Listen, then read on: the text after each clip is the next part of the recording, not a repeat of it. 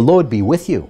I'm Deacon Keith Fournier, and our first reading is taken from the book of Deuteronomy.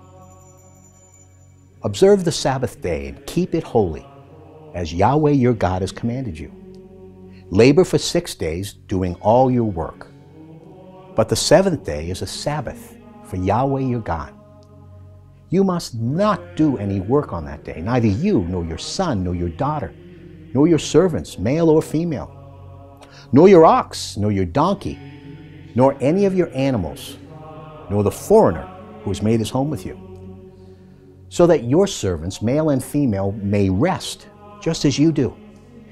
Remember that you were once a slave in Egypt, and that Yahweh your God brought you out of there with mighty hand and outstretched arm. This is why Yahweh your God has commanded you to keep the Sabbath day. And our response is taken from Psalm 81.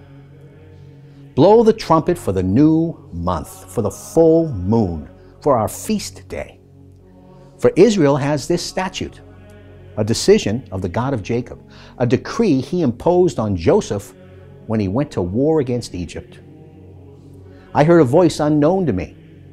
I freed his shoulder from the burden. His hands were able to lay aside the laborer's basket. You cried out in your distress, so I rescued you. Hidden in the storm, I answered you. I tested you at the waters of Meribah. Listen, my people, while I give you warning. Israel, if only you would listen to me. I, Yahweh, am your God, who brought you here from Egypt. You have only to open your mouth for me to fill it. My people would not listen to me. Israel would have none of me. And our second reading from the second letter of the Apostle Paul to the Corinthians. It is God who said, "Let light shine out of darkness," that has shone into our hearts to enlighten them with the knowledge of God's glory, the glory on the face of Christ. But we hold this treasure in pots of earthenware, so that the immensity of the power is God's and not our own. We are subjected to every kind of hardship, but never distressed. We see no way out, but we never despair. We are pursued, but never cut off, knocked down, but still have some life in us. Always we carry with us in our body the death of Jesus, so that the life of Jesus too may be visible in our body. Indeed, while we are still alive, we're continually being handed over to death for the sake of Jesus, so that the life of Jesus too may be visible in our mortal flesh. In a reading from the Holy Gospel according to St. Mark. It happened that one Sabbath day Jesus was taking a walk through the cornfields, and his disciples began to make a path by plucking ears of corn. The Pharisees said to him, "Look, why are they doing something on the Sabbath day that is forbidden?" And he replied, "Have you never read what David did in his time of need, when he and his followers were hungry?